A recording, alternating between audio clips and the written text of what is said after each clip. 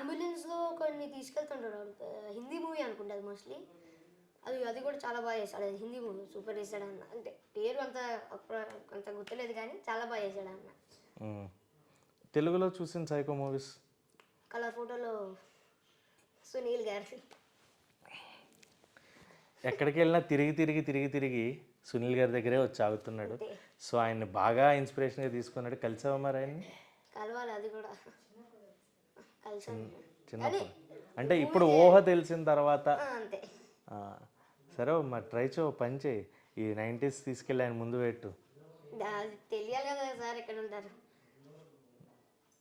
నువ్వు అనుకుంటే అయిపోతుంది, గట్టిగా అనుకో. అనేసుకున్నా లోపల. అనేసుకున్నా రైట్. సో డైరెక్టర్స్లో who is your favourite director?